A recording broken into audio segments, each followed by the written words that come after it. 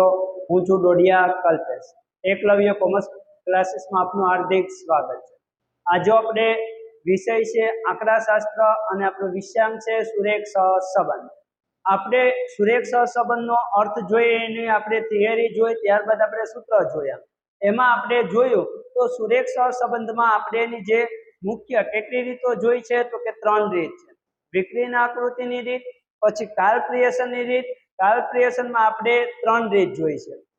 કાર્લપ્રિયસનની ગુણન પ્રદાનની રીત છે, એમાં આપણે 3 પ્રકાર જોયા છે। x બાર અને y બાર પૂર્ણાંક હોય ત્યારે, x બાર અને y બાર અપૂર્ણાંક હોય ત્યારે, અને x બાર અને y બાર અપૂર્ણાંક હોય એને ટૂંકી રીત, એટલે કે xy ની રીત અને uv ની રીત। ત્યારબાદ આપણે જોયું તો ક્રમાંક સહસંબંધાંકની રીત। તો ક્રમાંક સહસંબંધાંકની રીતના 3 દાખલા આપણે જોયા છે, બરોબર, ગણ્યા છે।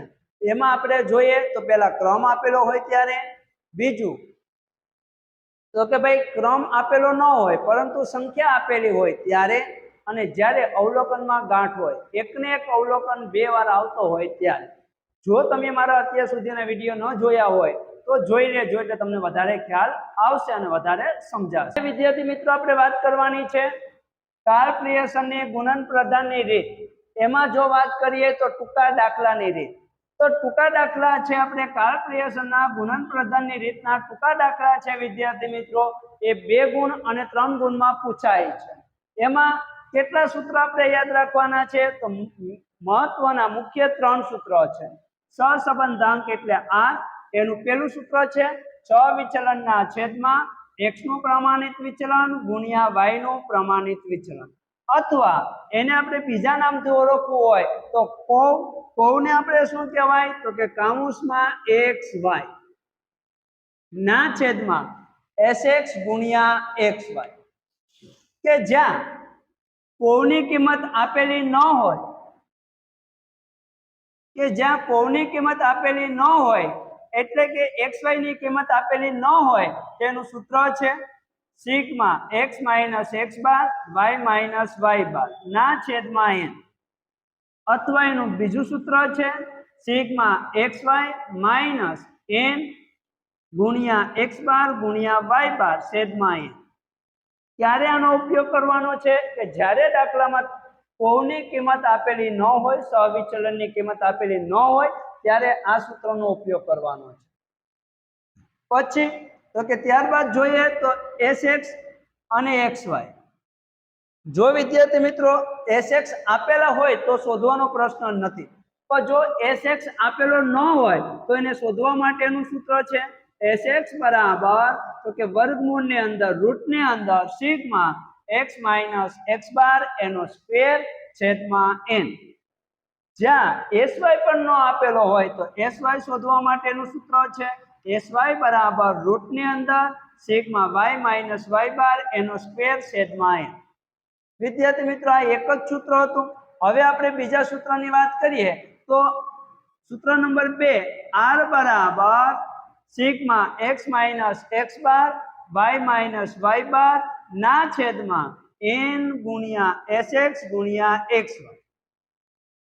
ત્યારબાદ તો કે આપણું ત્રીજું સૂત્ર છે તો કે r બરાબર સિગ્મા xy માઇનસ n ગુણ્યા x બાર ગુણ્યા y બાર છેદમાં n ગુણ્યા sx ગુણ્યા xy। વિદ્યાર્થી મિત્રો, આજે કાર્લપ્રિયસનની ગુણન પ્રદાનની રીતના ટૂંકા દાખલાની આપણે વાત કરીએ એ પહેલા મેં તમને જે સૂત્ર છે એ જે લખાવેલા છે એને શાંતિથી યાદ કરજો, અને ત્યારબાદ તો કે આપણે જે દાખલાની શરૂઆત કરશું। તો આપણે ઉદાહરણ 13 ની વાત કરીએ તો એમાં આપેલું છે તો કે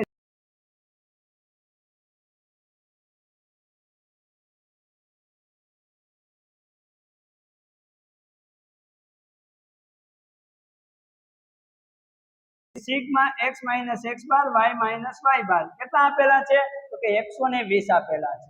ત્યારબાદ તો કે સિગ્મા x માઇનસ x બાર નો સ્ક્વેર કેટલો આપેલો છે તો કે 80 આપેલો છે।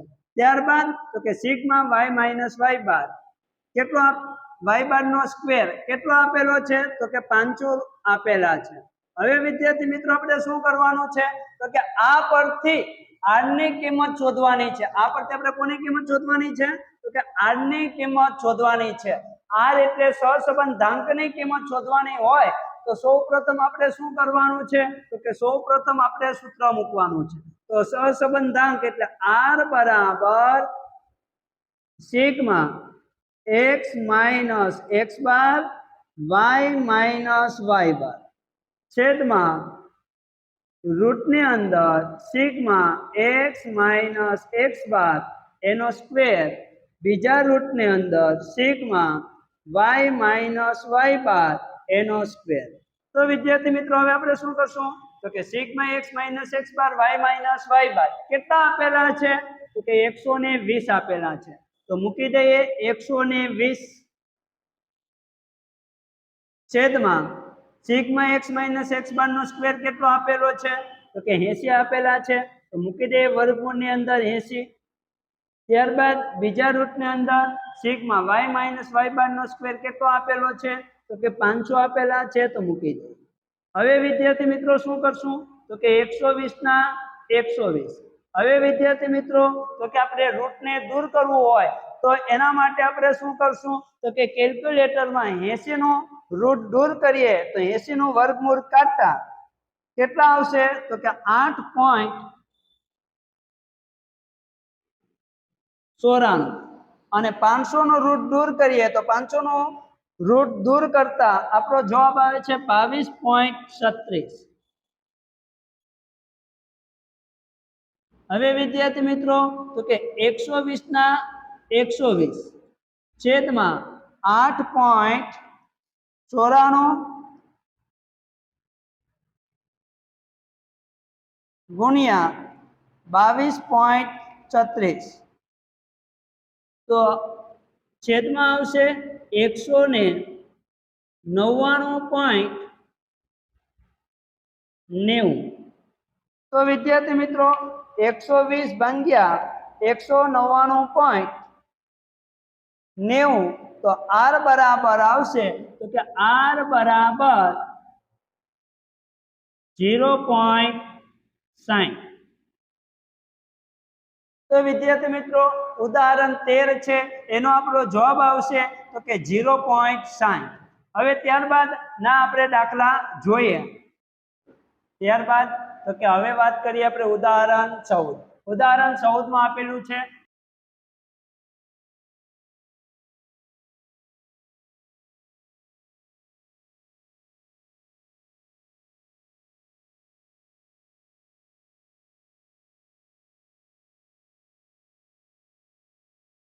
તો કે n બરાબર 20 को काउंसમાં xy બરાબર -50 sx બરાબર 15 અને xy બરાબર 8. હવે વિદ્યાર્થી મિત્રો આપણે r ની કિંમત શોધવાની છે સહસંબંધાંક. ત્યારે એનું સૂત્ર શું આવે?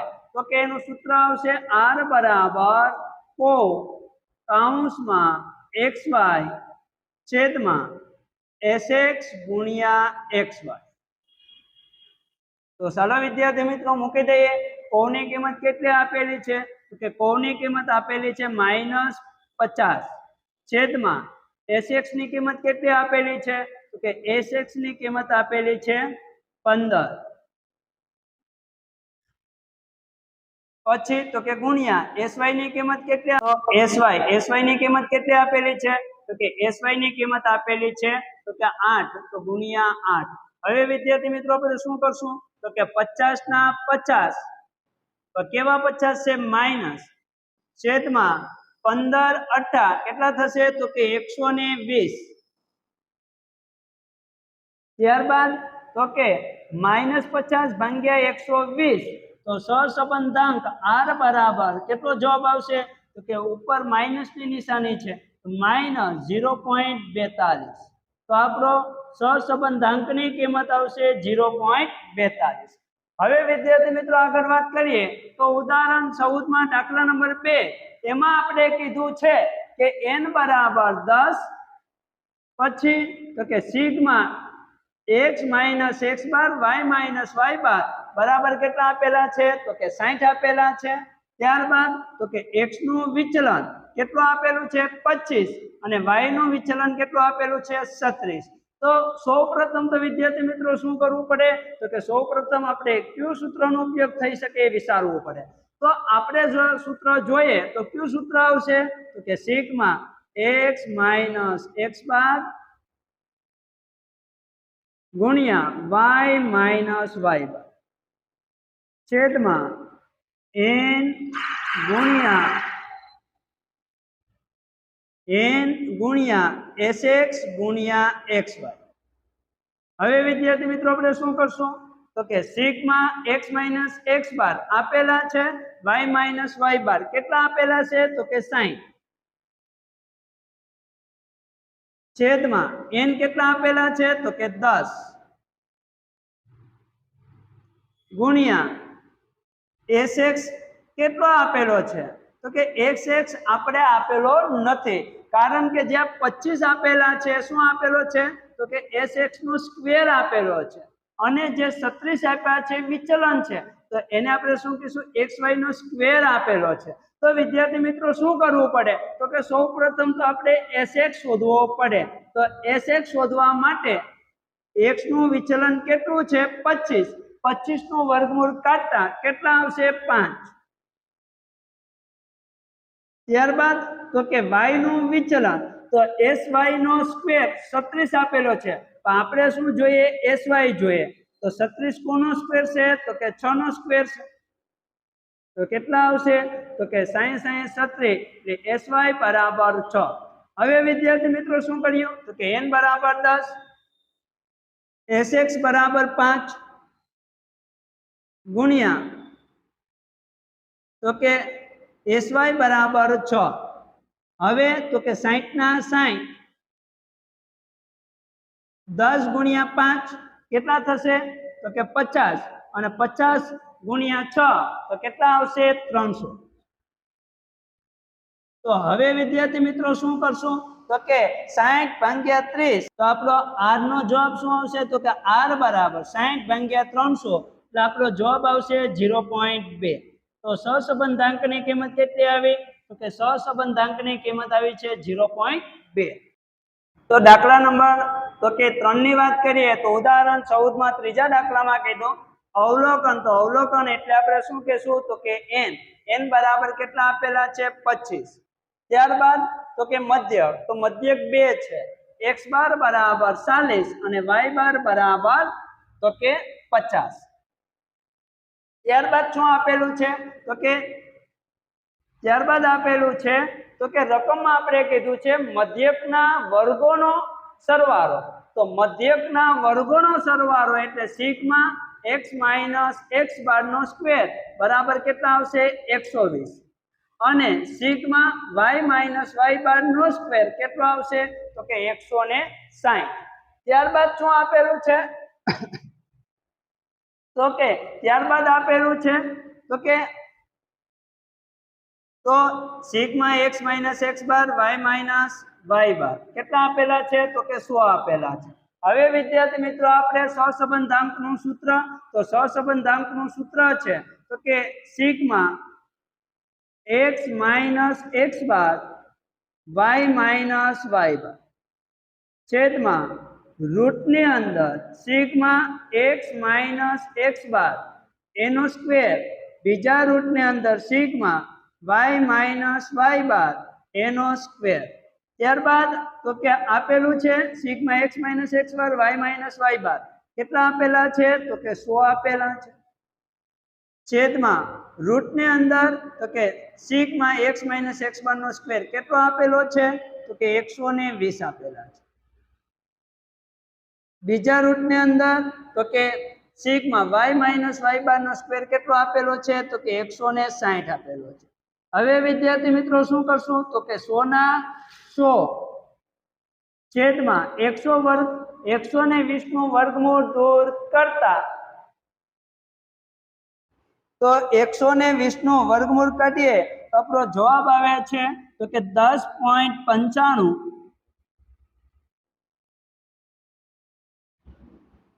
ગુણ્યા 160 નું વર્ગમૂળ દૂર કરતા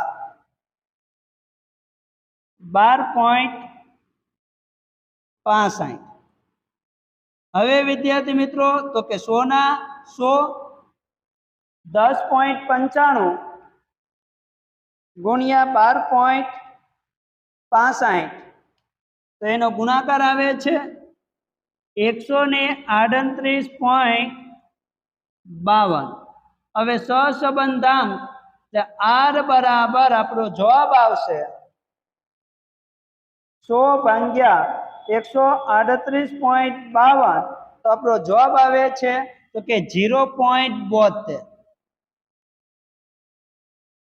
તો વિદ્યાર્થી મિત્રો, મને આશા છે કે મારો વિડીયો તમને સમજાણો હશે.